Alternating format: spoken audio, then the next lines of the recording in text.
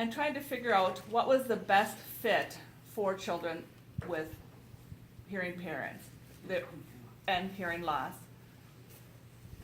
So they were allowed to sign, and some students maybe that didn't sign, or hard of hearing students were able to use the oral communication. Again, some of those students that had absolutely no hearing or deaf parents were then allowed to sign.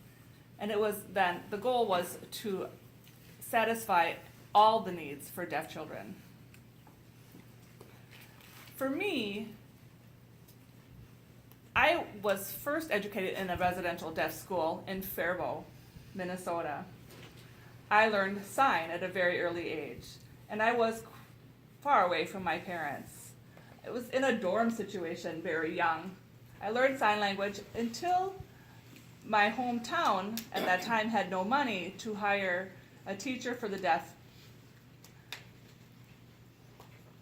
When they finally did get this money from the state, though, I transferred back home and went to a public school, mainstream school, to learn how to talk. And that started around the age of 10. It was very difficult to learn how to communicate orally.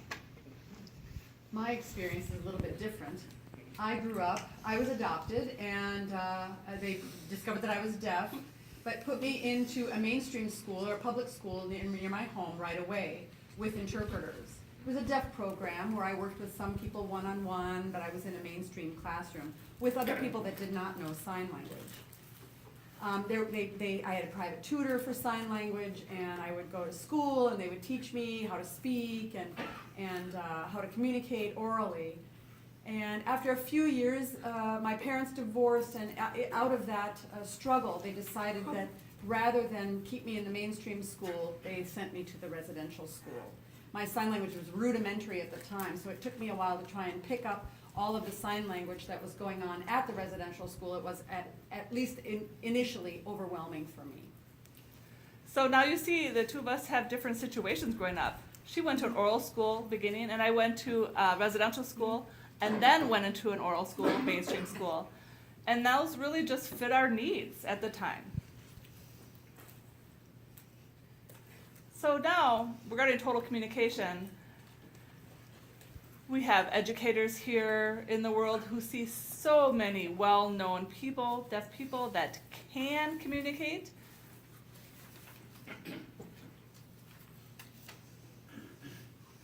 Do you remember this person? She was on Sesame Street. She used to teach sign language for children.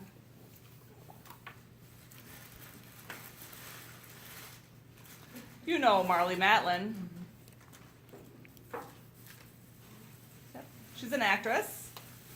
She's been in very good movies. Another actress, Sue Thomas, FBI. I love that show, but it's been canceled, darn it. And Lou Ferrigno is also deaf. He was the Hulk. I'm sure you're familiar with him. Maybe you've seen that show. It's a Sean Beardy. He's deaf. He's in that, what was that, Switched at Birth? You've seen that show, right? Some of you might have seen. Who's seen that show on TV, Switched at Birth? Anyone? Yeah, a few of you have seen it. Very That's good. great. Yeah, so he's on that show.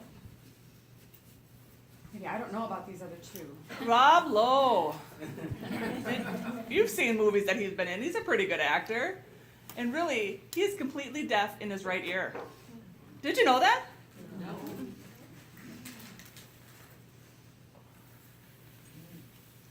And Halle Berry.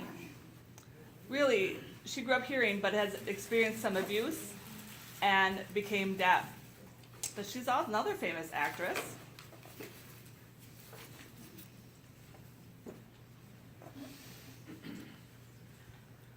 Holly Hunter.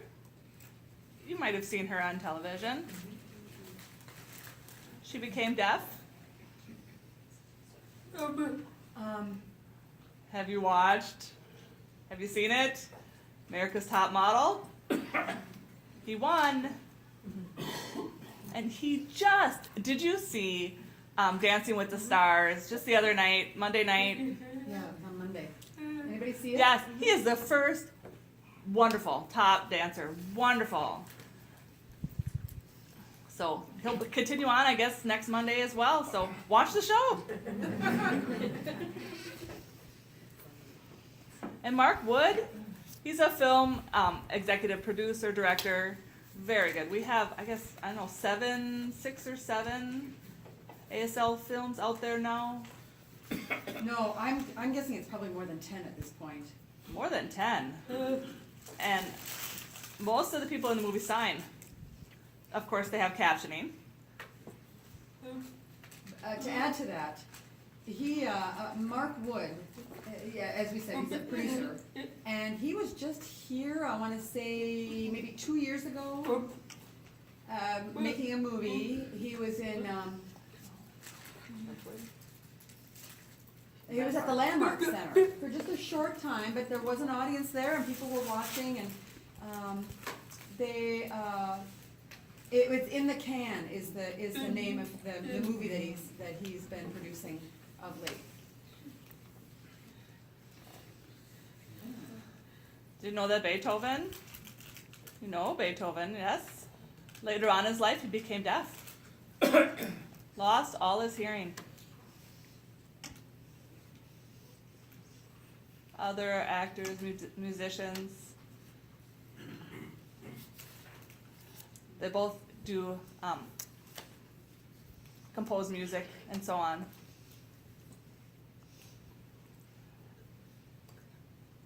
Magicians, they travel across the United States, and deaf people can do many things.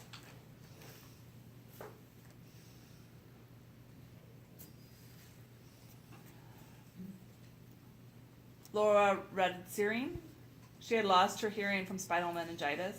She was a female journalist and poet, and still we have an iDeaf newspaper, the iDeafNews.com. You can go ahead and look on the internet if you want some more information to see some other deaf news happening here in the United States. Something a little bit about Ken Davis. I met him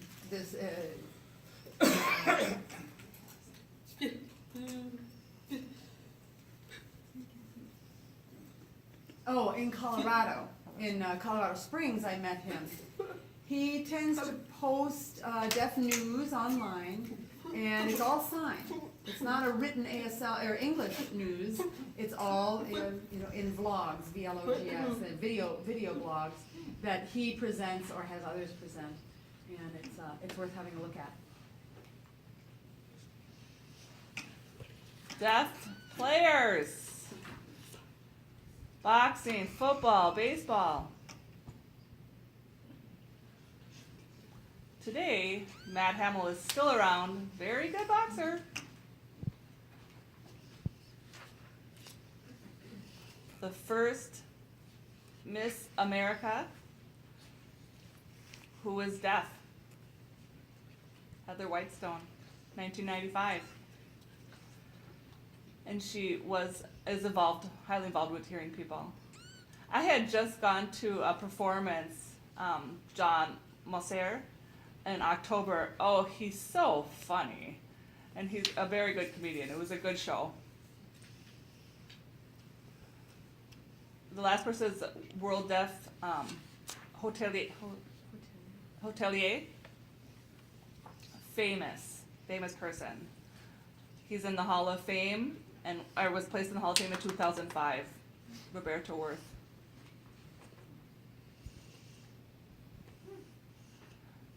Cal Rogers, the first deaf pilot. Amazing. World famous, Douglas Tilden, world famous sculptor. Juliet Lowe established the Girl Scouts, the first Girl Scout group. And here we have, deaf can do anything that hearing people can do, except hear. This person on the screen here is the first deaf president in Gallaudet University. He has since retired, but yep.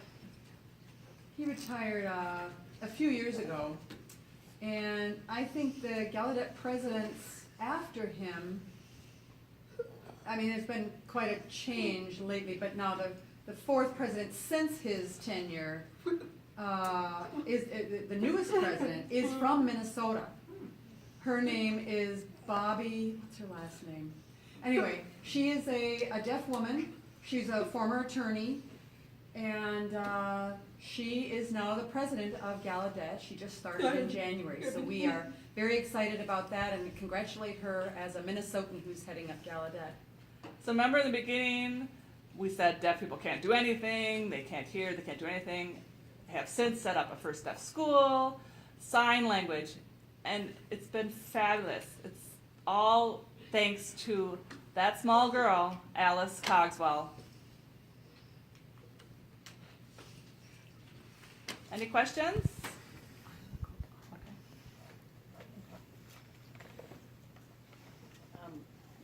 One thing you showed that in America, the first deaf school came out of France. What is the history of, when did they start that in France? 1800s sometime, 1800s? Mm-hmm. Yeah, that was the first deaf school in the world. It was in France. That was where Laurent Claire had learned sign language and become an assistant teacher. That happened at that time. So here, the first deaf school was in 1864.